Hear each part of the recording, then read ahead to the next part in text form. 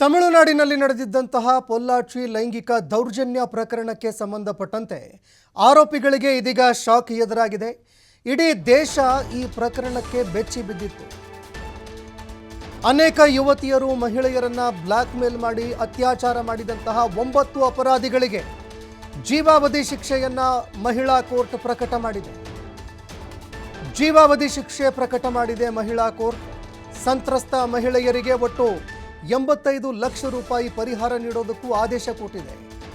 ಸಾಮೂಹಿಕ ಅತ್ಯಾಚಾರ black mail ಪ್ರಕರಣ ಇಡೀ ದೇಶವನ್ನ ಬೆಚ್ಚಿ ಬೀಳಿಸಿತ್ತು.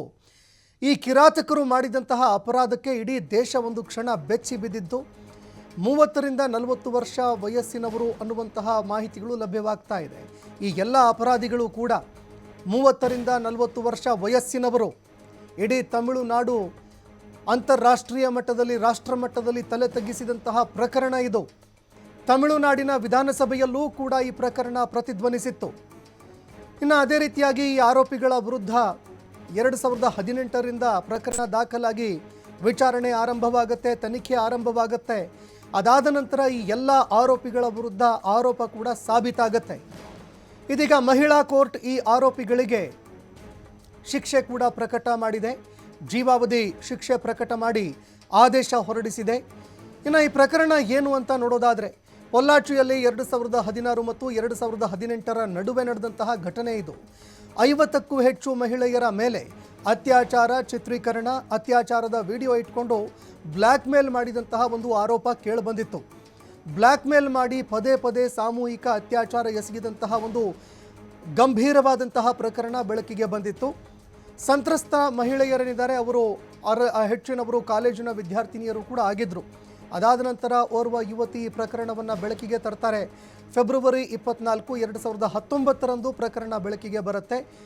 ಇಡೀ ತಮಿಳುನಾಡು ಈ ಪ್ರಕರಣ ಹೊರಗಡೆ ಬರ್ತಾ ಇದ್ದಂತೆ ಬೆಚ್ಚಿ ಬಿದ್ದಿತ್ತು. ರಾಷ್ಟ್ರ ಮಟ್ಟದಲ್ಲೂ ಕೂಡ ಈ ಪ್ರಕರಣ ಸದ್ದು ಮಾಡಿತ್ತು.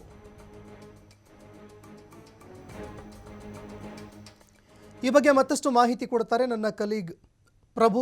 ಡೆಸ್ಕಿಂದ ನೇರ ಸಂಪರ್ಕದಲ್ಲಿ ಜಾಯ್ನ್ ಆಗಿದ್ದಾರೆ. ಪ್ರಭು, ತಮಿಳುನಾಡಿನ ಪೊಲ್ಲಾಚಿ ಲೈಂಗಿಕ ದೌರ್ಜನ್ಯ ಪ್ರಕರಣ ಕೇವಲ ತಮಿಳುನಾಡು ಮಾತ್ರವಲ್ಲ, ಇಡೀ ದೇಶವೇ ಈ ಪ್ರಕರಣಕ್ಕೆ ಬೆಚ್ಚಿ ಬಿದ್ದಿತ್ತು. ಇದೀಗ ಮಹಿಳಾ ಕೋರ್ಟ್ ಎಲ್ಲ ಆರೋಪಿಗಳಿಗೆ ಜೀವಾವಧಿ ಶಿಕ್ಷೆ ಪ್ರಕಟ ಮಾಡಿದೆ. ಏನಿದು ಪ್ರಕರಣ? ಈ ಪ್ರಕರಣದ ಬಗ್ಗೆ ಮತ್ತಷ್ಟು ಮಾಹಿತಿ ಕೊಡೋದಾದ್ರೆ. ನಿಜಕ್ಕೂ ಸಂತೋಷ್, 2019ರಲ್ಲಿ ತಮಿಳುನಾಡಿನ ಪೊಲ್ಲಾಚಿ ಪೊಲೀಸ್ ಠಾಣೆಯಲ್ಲಿ ದಾಖಲಾದಂತಹ ಸಾಮೂಹಿಕ ಅತ್ಯಾಚಾರ ಕೇಸ್ ಇಡೀ ದೇಶದ ಗಮನವನ್ನು ಸೆಳೆದಿತ್ತು. ನಿಜಕ್ಕೂ ತಮಿಳುನಾಡಿನ ಜನ ಈ ಕ್ಷಣಕ್ಕೂ ಕೂಡ ಆ ಕೇಸನ್ನು ಕೇಳಿದರೆ ಬೆಚ್ಚಿ ಬೀಳ್ತಾರೆ. ಯಾಕಂತ ಹೇಳಿದ್ರೆ ಅವತ್ತು ಓರ್ವ ಕಾಲೇಜು ವಿದ್ಯಾರ್ಥಿ ಸೇರಿದಂತೆ 8 ಜನ ಯುವತಿಯರು, ಬಹುಶಃ ಎಲ್ಲರೂ ಏನು ಕಾಲೇಜಿಗೆ ಹೋಗ್ತಿದ್ದಂತಹ ಯುವತಿಯರಾಗಿದ್ದರು. ಅಲ್ಲಿ ಸಾಮೂಹಿಕ ಅತ್ಯಾಚಾರ, ಅದರ ಜೊತೆಗೆ ಬ್ಲ್ಯಾಕ್ ಮೇಲ್ ಮಾಡ್ತಾ ಇದ್ದಂಥ ಒಂದು ತಂಡ ಏನಿದೆ, 9 ಜನರ ಒಂದು ತಂಡ ನಿರಂತರವಾಗಿ ಅವರನ್ನು ಬಲವಂತವಾಗಿ ಲೈಂಗಿಕವಾಗಿ ಬಳಸಿಕೊಂಡು ಅತ್ಯಾಚಾರವನ್ನು ಮಾಡಿ ಬ್ಲ್ಯಾಕ್ ಮೇಲ್ ಮಾಡ್ತಾ ಇದ್ರು ಅನ್ನುವಂಥ ಆರೋಪದ ಮೇಲೆಗೆ 2019ರಂದು ಆರಂಭದಲ್ಲಿ 4 ಜನರ ಬಂಧನ ಆಗುತ್ತೆ. ಮೊದಲು ಸಂತ್ರಸ್ತೆ ಕಾಲೇಜು ಯುವತಿ ಕೇಸನ್ನು ದಾಖಲು ಮಾಡ್ತಾಳೆ. ಅದಾದ ಮೇಲೆ ಆರಂಭದಲ್ಲಿ 4 ಜನರ ಬಂಧನ ಆಗುತ್ತೆ.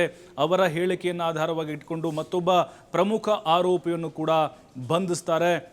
ಇದಕ್ಕೆ ಸಂಬಂಧಪಟ್ಟಂಗೆ ಆಗ 2019ರಲ್ಲಿ AIADMK ಸರ್ಕಾರ ಅಧಿಕಾರದಲ್ಲಿತ್ತು. ಆ ಪಕ್ಷದ ಪದಾಧಿಕಾರಿ ಕೂಡ ಇದರಲ್ಲಿ ಭಾಗಿಯಾಗಿದ್ದಾನೆ ಅನ್ನೋದು ಕೂಡ ಈಗ ಸ್ಪಷ್ಟವಾಗಿ ಗೊತ್ತಾಗಿದೆ. ಯಾಕಂದರೆ 2500 ಪುಟಗಳ ಚಾರ್ಜ್ ಶೀಟನ್ನು CBI ಸಲ್ಲಿಸಿತ್ತು. ಆರಂಭದಲ್ಲಿ ಕೇಸ್ ದಾಖಲಾದಾಗ ಅಲ್ಲಿನ ಕ್ರೈಮ್ ಬ್ರಾಂಚ್ ಪೊಲೀಸರು ಪ್ರಕರಣವನ್ನು ಕೈಗೆತ್ತಿಕೊಂಡ್ರು. ನಿಷ್ಪಕ್ಷಪಾತವಾದಂಥ ತನಿಖೆ ಆಗಲ್ಲ, AIADMK ಸಂತ್ರಸ್ತ ಮಹಿಳೆಯರಿಗೆ ಅಥವಾ ಯುವತಿಯರಿಗೆ ನ್ಯಾಯವನ್ನು ಕೊಡಲ್ಲ ಅನ್ನುವಂಥ ಹೋರಾಟಗಳು ದೊಡ್ಡ ಮಟ್ಟದಲ್ಲಿ ಭುಗಿಲೆದ್ದುವು. ಹಾಗಾಗಿ ಈ ಕೇಸನ್ನು ಸಾರ್ವಜನಿಕರ ಒತ್ತಡದ ಮೇರೆಗೆ CBIಗೆ ವಹಿಸಲಾಯಿತು. CBI ಸುದೀರ್ಘವಾಗಿ 2-3 ವರ್ಷಗಳಿಂದ ವಿಚಾರಣೆ ನಡೆಸಿ ಅದಕ್ಕೆ ಸಂಬಂಧಪಟ್ಟಂಥ ಸಾಕ್ಷ್ಯಗಳನ್ನು ಕೂಡ ಕಲೆ ಹಾಕುವಲ್ಲಿ ಸಕ್ಸಸ್ ಆಯಿತು. ಇವತ್ತು ಮಹತ್ವದ ತೀರ್ಪನ್ನು ನ್ಯಾಯಾಧೀಶ ಆಗಿರುವಂಥ ನಂದಿನಿ ಅವರು ಪ್ರಕಟವನ್ನು ಮಾಡಿದ್ದಾರೆ. ಹಾಗಾಗಿ ಎಲ್ಲ ಸಂತ್ರಸ್ತೆಯರು ಮತ್ತು ಅವರ ಕುಟುಂಬಸ್ಥರು ನಿಟ್ಟುಸಿರನ್ನು ಬಿಟ್ಟಿದ್ದಾರೆ. ಜೊತೆಗೆ ಪರಿಹಾರವನ್ನು ಕೂಡ ಘೋಷಣೆಯನ್ನು ಮಾಡಲಾಗಿದೆ. ಅಂದರೆ 2016 ಮತ್ತು 18ರ ನಡುವೆ ಈ ಒಂದು ಘಟನೆಗಳು ನಡೀತಾ ಹೋಗ್ತಾ ಇರುತ್ತೆ. ಸ್ನೇಹದ ಸಂಪರ್ಕವನ್ನು ಮಾಡಿ ಅವರನ್ನು ಪುಸಲಾಯಿಸಿ ಕರೆದುಕೊಂಡು ನಿರ್ಜನ ಪ್ರದೇಶಕ್ಕೆ ಕರೆದುಕೊಂಡು ಹೋಗಿ ಅಥವಾ ಕಾರ್ನಲ್ಲಿ ಕರೆದುಕೊಂಡು ಹೋಗಿ ಅವರ ಮೇಲೆ ಬಲಾತ್ಕಾರವನ್ನು ಮಾಡಿ ಅದನ್ನು ವಿಡಿಯೋ ಮಾಡಿಕೊಂಡು ತದನಂತರವಾಗಿ ಹೆದರಿಸಿ ಬೆದರಿಸಿ ಅವರಿಗೆ ನಿರಂತರವಾಗಿ ಅತ್ಯಾಚಾರವನ್ನು ಈ ಗ್ಯಾಂಗ್ ಮಾಡಿಕೊಂಡು ಬರ್ತಾ ಇತ್ತು. ಹಾಗಾಗಿನೇ ಅವ್ರು ಯಾರೂ ಕೂಡ ಕಂಪ್ಲೇಂಟ್ ಕೊಡಲಿಕ್ಕೆ ಆರಂಭದಲ್ಲಿ ಮುಂದಾಗಿರಲಿಲ್ಲ. ಹಾಗಾಗಿನೇ ಈ ಒಂದು ಕೇಸ್ ವಿಳಂಬ ಆಗ್ತಾ ಹೋಯಿತು. ತದನಂತರವಾಗಿ ಮದ್ರಾಸ್ ಹೈಕೋರ್ಟ್ ಕೂಡ ಈ ಕೇಸ್ನಲ್ಲಿ ಮಧ್ಯಪ್ರವೇಶವನ್ನು ಮಾಡಿ ತುರ್ತು ವಿಚಾರಣೆಯನ್ನು ಕೈಗೆತ್ತಿಕೊಳ್ಬೇಕು ಅಂಥೇಳಿ ಒಂದು ವಿಶೇಷ ನ್ಯಾಯಾಲಯವನ್ನು ಸ್ಥಾಪನೆ ಮಾಡಿತು. ವಿಶೇಷ ಮಹಿಳಾ ನ್ಯಾಯಾಲಯವನ್ನು ನಿರಂತರವಾಗಿ ನಂದಿನಿಯವರ ಒಂದು ಪೀಠದಲ್ಲಿ ಈ ಒಂದು ವಿಚಾರಣೆ ನಡೀತಾ ಇತ್ತು. ಇದರಲ್ಲಿ ಸುಮಾರು 400 ಎಲೆಕ್ಟ್ರಾನಿಕ್ ಎವಿಡೆನ್ಸ್ಗಳನ್ನು CBI ಒದಗಿಸಿದೆ. ಸುಮಾರು 100ಕ್ಕಿಂತ ಹೆಚ್ಚು ಜನರ ಸಾಕ್ಷ್ಯಗಳನ್ನು ಕೂಡ ಪರಿಗಣಿಸಲಾಗಿದೆ. ಜೊತೆಗೆ ಒಂದು 50 ಡಿಜಿಟಲ್ ಸಾಕ್ಷ್ಯಗಳನ್ನು ಕಲೆ ಹಾಕಲಾಗಿದೆ. ಅದರ ಜೊತೆಗೆ ಪ್ರತ್ಯಕ್ಷ ಸಾಕ್ಷಿಗಳ ಹೇಳಿಕೆ, ಸಂತ್ರಸ್ತೆಯರ ಹೇಳಿಕೆ ಇವೆಲ್ಲವನ್ನ ಕ್ರೋಢೀಕರಣ ಮಾಡಿಕೊಂಡು ಸುಮಾರು 235 ಪ್ರಶ್ನೆಗಳನ್ನು 9 ಜನ ಅಪರಾಧಿಗಳಿಗೆ ಕೇಳಲಾಗಿದೆ. ಹೀಗಾಗಿನೇ ಕಂಪ್ಲೀಟ್ ಆಗಿ ಇದರ ವರದಿಯನ್ನು ಕೋರ್ಟ್ಗೆ ಇವತ್ತು ಸಲ್ಲಿಕೆ ಮಾಡಲಾಗಿ ಇವರು ಅತ್ಯಾಚಾರವನ್ನು ಎಸಗಿದ್ದಾರೆ, ಲೈಂಗಿಕ ದೌರ್ಜನ್ಯ ಎಸಗಿದ್ದಾರೆ, ಜೊತೆಗೆ ಬ್ಲಾಕ್ ಮೇಲ್ ಮಾಡಿದ್ದಾರೆ ಅನ್ನುವಂತಹ ಆರೋಪ ಸಾಬೀತಾದಂತಹ ಹಿನ್ನೆಲೆಯಲ್ಲಿ ಇವರೆಲ್ಲರಿಗೂ ಕೂಡ ಜೀವಾವಧಿ ಶಿಕ್ಷೆಯನ್ನ ವಿಧಿಸಲಾಗಿದೆ. ಅಂದರೆ ಸಾಯುವವರೆಗೂ ಕೂಡ ಜೈಲಲ್ಲೇ ಅವರು ಕಾಲ ಕಳಿಬೇಕು ಅಂತಹ ಶಿಕ್ಷೆಯನ್ನ ಈಗ ಮಹತ್ವದ ಶಿಕ್ಷೆಯನ್ನ ಮಹಿಳಾ ನ್ಯಾಯಾಲಯವನ್ನ ಒದಗಿಸಿದೆ. ಇದು ರಾಜಕೀಕರಣಗೊಳ್ತಾ ಇತ್ತು ಆರಂಭದಿಂದಲೂ ಕೂಡ. ಯಾಕಂತ ಹೇಳಿದ್ರೆ ಈಗ ಸದ್ಯಕ್ಕೆ DMK ಸರ್ಕಾರ ಇದೆ. ಈ ಹಿಂದೆ AIDMK ಸರ್ಕಾರ ಈ ಪ್ರಕರಣವನ್ನು ಮುಚ್ಚಾಕುವಂತಹ ಪ್ರಯತ್ನವನ್ನು ಮಾಡ್ತಾ ಇತ್ತು. ಜೊತೆಗೆ AIDMK ಒಬ್ಬ ಪದಾಧಿಕಾರಿ ಕೂಡ ಅಪರಾಧಿಯಾಗಿ ಗುರುತಿಸಿಕೊಂಡಿದ್ದ. ಹಾಗಾಗಿನೇ ಇದರ ಬೆನ್ನಲ್ಲೇ ಮತ್ತೆ DMK ಸರ್ಕಾರ ಅಧಿಕಾರಕ್ಕೆ ಬಂದಾಗ ನಂತರ ಈ ಪ್ರಕರಣ ತ್ವರಿತಗತಿಯಲ್ಲಿ ಸಾಗೋಕೆ ಶುರುವಾಯಿತು.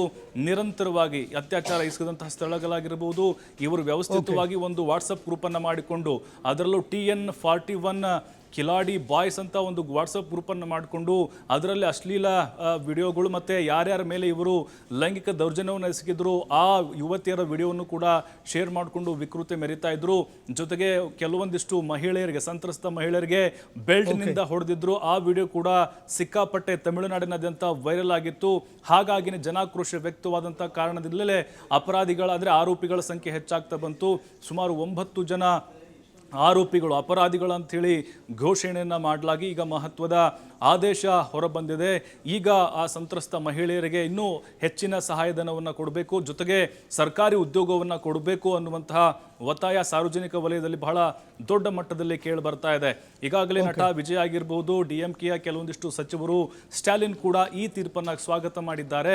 ಅದರ ಜೊತೆಗೆ ಈ ಹಿಂದೆ AIDMK ಸರ್ಕಾರದ ವಿಳಂಬದಿಂದಾಗಿ ಇಷ್ಟು ಕಾಲ ಇದನ್ನ ನ್ಯಾಯಯುತವಾಗಿ ಅಂದರೆ ಕಾನೂನಾತ್ಮಕವಾಗಿ ಹೋರಾಟ ಮಾಡಬೇಕಾದಂಥ ಪರಿಸ್ಥಿತಿ ನಿರ್ಮಾಣ ಆಯಿತು ಅಂತ ತಮ್ಮ ಅಭಿಪ್ರಾಯವನ್ನು ವ್ಯಕ್ತಪಡಿಸಿದ್ದಾರೆ. ಅದರ ಜೊತೆಗೆ ಮಕ್ಕಳು ಮತ್ತು ಮಹಿಳೆಯರಿಗೆ ವಿಶೇಷವಾಗಿ ಹಕ್ಕನ್ನು ಒದಗಿಸುವಂಥದ್ದು ಮತ್ತು ರಕ್ಷಣೆಯನ್ನು ಕೊಡುವಂತಹ ನಿಟ್ಟಿನಲ್ಲಿ ತ್ವರಿತ ನ್ಯಾಯಾಲಯವನ್ನು ಸ್ಥಾಪನೆ ಮಾಡ್ತೀವಿ ಅಂತೇಳಿ ಸ್ಟಾಲಿನ್ ಕೂಡ ಭರವಸೆಯನ್ನು ಕೊಟ್ಟಿದ್ದಾರೆ. ಬಟ್ ಈ ಪ್ರಕರಣವನ್ನು ನೋಡಿದ್ರೆ ಖಂಡಿತ ಇವರು ಮಾಡಿಕೊಂಡಂತಹ ಒಂದು ಪ್ಲಾನ್ ಇದೆ.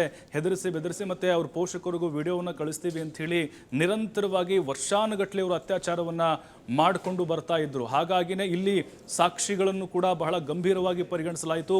ಇವರು ಬೆದರಿಕೆಯನ್ನು ಹಾಕ್ತಾರೆ ಅನ್ನುವಂಥ ನಿಟ್ಟಿನಲ್ಲಿ ಗೌಪ್ಯವಾಗಿ CBI ಅವ್ರನ್ನ ಸುಮಾರು 20ಕ್ಕಿಂತ ಹೆಚ್ಚು ಶಂಕಿತ ಸಂತ್ರಸ್ತರ ಮನೆಗೆ ಹೋಗಿ ವಿಚಾರಣೆ ನಡೆಸಿ ಡಿಜಿಟಲ್ ಸಾಕ್ಷಿಗಳನ್ನು ಕೂಡ ಸಂಗ್ರಹಿಸಿ ಸಂಪೂರ್ಣವಾಗಿ ವಿಡಿಯೋಗ್ರಫಿಯನ್ನು ಮಾಡಿ ಕೋರ್ಟ್ಗೆ ಪ್ರೊಡ್ಯೂಸನ್ನು ಮಾಡ್ತಾರೆ.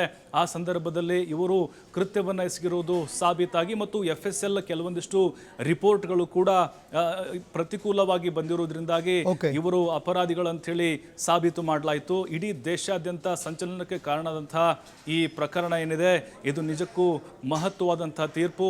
ಇಡೀ ದೇಶದ ಜನ ಈ ತೀರ್ಪನ್ನು ಸ್ವಾಗತ ಮಾಡ್ತಾ ಇದ್ದಾರೆ. ಅಂತಹ ಕಾಮುಕರಿಗೆ ಇದೇ ತಕ್ಕನಾದಂತಹ ಶಿಕ್ಷೆ ಆಗಬೇಕು ಅನ್ನುವಂಥ ಒತ್ತಾಯಗಳು ಕೂಡ ಜಾಸ್ತಿ ಆಗುತ್ತಾ ಇತ್ತು. ಹಾಗಾಗಿ ಸಂತ್ರಸ್ತ ಯುವತಿಯರಿಗೆ ನ್ಯಾಯ ಸಿಗುವಂತಹ ಒಂದು ಕೆಲಸ ಮಹಿಳಾ ನ್ಯಾಯಾಲಯ ಮಾಡಿದೆ ಅನ್ನುವಂಥದ್ದು ಬಹಳ ಸ್ಪಷ್ಟವಾಗಿ ಇಲ್ಲಿ ಗೊತ್ತಾಗ್ತಿದೆ. ಸಂತೋಷ್, ಧನ್ಯವಾದಗಳು ಪ್ರಭು ನಿಮ್ಮೆಲ್ಲ ಮಾಹಿತಿಗೆ.